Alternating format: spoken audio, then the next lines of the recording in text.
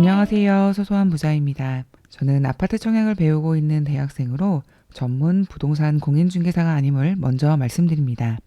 모집 공고 및 인터넷 부동산 등에서 확인한 자료를 바탕으로 영상을 제작하고 있습니다. 오늘은 10월 21일 모집 공고가 발표된 평택 고덕 아이파크 2차 오피스텔 모집 공고를 찾아보았습니다. 그런데 모집 공고 내용과 제가 모델하우스 담당자를 통해 전해들은 내용이 너무 달라서 내용 정리해 보았습니다. 본격적인 설명에 앞서 간략히 개요 작성해 드립니다. 필요하신 부분은 댓글 확인하시어 시간대별로 찾아보셔도 좋을 것 같습니다. 고덕 아이파크 2차 오피스텔이 들어서는 곳은 삼성전자 평택 캠퍼스 동문에서 100m 정도 거리에 있는 완전 직주 근접에 최적화된 장소로 보입니다. 주변 송탄산업단지와 브레인시티와도 가까워서 근로자분들의 거주 수요가 많을 거라는 생각이 바로 들었습니다.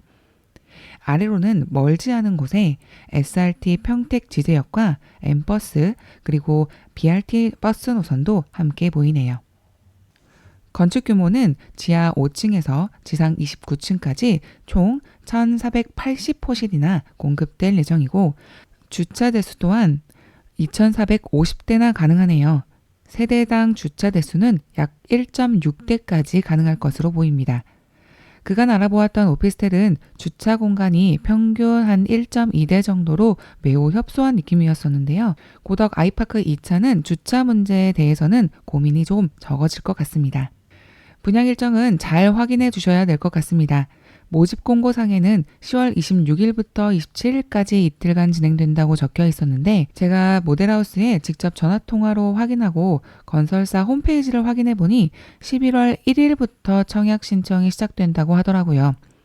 내일 청약홈에서 한 번 더 확인할 예정이기는 하지만 청약을 계획하고 계시는 분들은 청약홈에 들어가서 청약 신청 여부를 꼭 확인해 보셔야겠습니다. 주변 입지를 간략히 살펴보면요. 오피스텔에서 SRT 평택 지제역까지 버스로 5분, 차량으로도 5분 정도면 도달이 가능합니다. 평택 지제역부터 수서역까지는 20분 정도면 도착이 가능하고요. 현재 M버스와 BRT를 운영하고 있어서 서울 중심지로의 접근도 수월한 편인 것 같습니다. 추후 지하철 1호선이 연장이 예정되어 있고요. 더불어 KTX 평택 지제역까지 예정되어 있습니다. GTX-C 노선이 평택까지 연장되는지 여부는 아직도 검토가 좀 진행 중인데요. 2015년부터 꾸준히 검토 요청을 하고 있기는 하지만 그리고 잠정 결론이 났다가 다시 무효화되고 이렇게 엎치락 뒤치락 하고 있는 것 같습니다. 만약 연장이 된다면 평택에는 더욱 호재가 되겠지요. 주변에는 장당초, 장당중, 그리고 효명고등학교가 있으며 고덕 1초등학교가 23년 9월에 완공 예정에 있습니다. 다만 해당 오피스텔에서 도보로 이동하기에는 학교까지 거리는 다들 조금 먼 편입니다. 하지만 오피스텔 주 거주층이 가족 단위보다는 근로자 위주일 거라는 생각이 들어서 학교 시설과의 거리가 크게 고려될 부분은 아닐 수도 있을 것 같아요. 직주 근접도는 말하지 않아도 최상일 듯합니다. 삼성전자 동문에서 100m 앞에 오피스텔이 위치하고요. 출근은 걸어서 하셔도 되겠어요. 주변 송탄 일반 산업단지랑 브레인시티까지도 차량 10분 내외로 가깝게 이동 가능할 것 같습니다. 평택은 청약 과열 지역으로 오피스텔임에도 불구하고 전매 제한이 적용됩니다. 계약 체결일로부터 소유권 이전 등기 시점까지입니다. 청약 범위는 평택시 거주자에게 20% 우선 공급이 되고요. 이후에 평택시 낙첨자 및 전국 신청자를 합해서 80%를 추첨제로 선정한다고 합니다. 청약 신청금은 300만 원이고요. 청약홈에서 신청하는 부분 잊지 말아주세요. 입주 예정일은 2025년 1월 예정입니다. 해당 오피스텔은 A부터 F까지 총 6개 타입으로 구성되어 있습니다. 24A는 원룸형, 31B는 방 하나가 있는 투베이형, 그리고 52C부터 62F까지는 방 2개가 있는 투룸형입니다. 총 세대수는 원룸형이 756세대로 가장 많고요. 그 다음 투베이형이 588세대로 두 번째로 많습니다. 이 두 가지 세대수만 보더라도 근처 산업단지 근로자의 실거주를 목적으로 하고 있음을 알 수 있겠습니다. 분양가는 제가 어제 모델하우스를 통해서 받은 자료를 보니 모집 공고보다는 적게는 50만 원에서 유기 타입의 경우에는 약 1,000만 원 정도 높게 책정이 되어 있더라고요.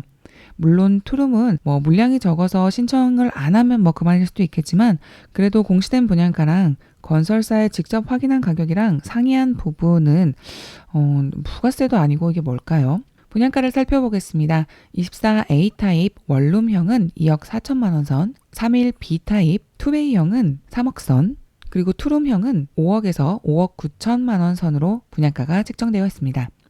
계약금은 10%, 중도금 50%, 잔금 40%로 할당되어 있습니다. 이 부분도 좀 모집 공고랑 상이한 부분이 있는데요. 모집 공고문에서는 50% 선에서 중도금 대출이 무이자로 가능하다고 명시가 되어 있던데 유선 확인을 했을 경우에는요. 중도금 납부를 유예한다고 말씀해 주셨어요. 즉 중도금 대출은 없고 입주 시점까지 중도금 납부를 유예하며 추후 계약금 외에 90%에 해당하는 금액을 따로 대출을 받거나 전세를 놓아서 마련해야 한다는 답변을 받았습니다.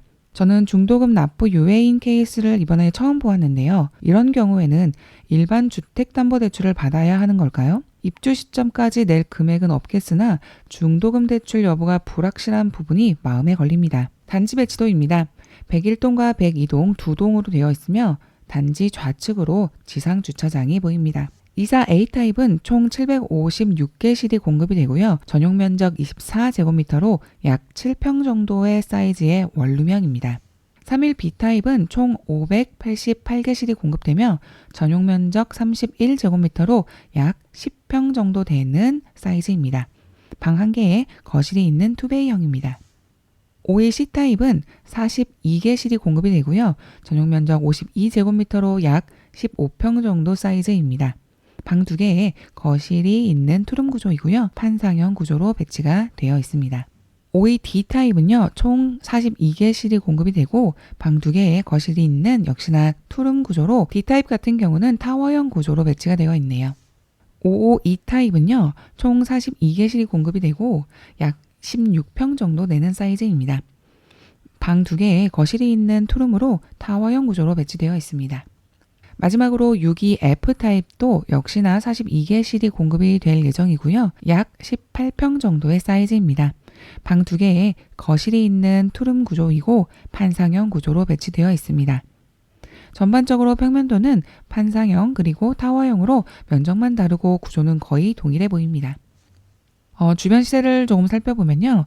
이전에 분양했던 고덕 아이파크 1자의 경우에 매매가가 원룸형의 경우에는 1억 5천에서 1억 7천만 원 선으로 투베이형의 경우에는 매매가가 2억에서 3억 사이에 호가가 형성되어 있습니다. 그리고 이제 고덕 신도시 북쪽으로 위치해 있는 센트리 마더스 퍼스트 2차는요. 원룸형 매매가가 2억에서 2억 5천만 원 선으로 호가가 형성되어 있습니다. 생각보다 이 오피스텔 매매가가 높게 측정되어 있지는 않았는데요. 아무래도 시색 차익보다는 주변 산업단지 인구가 들어서는 만큼 월전세 임대 수익을 위한 투자로 좋을 것 같다는 생각이 들었습니다. 현 시세로 월세는 원룸형이 55만 원에서 70만 원 정도, 투베이 같은 경우는 한 100만 원 정도 선으로 거래가 되고 있고요. 전세의 경우에는 약 1억 후반대에서 2억 초반대로 설정이 되어 있습니다.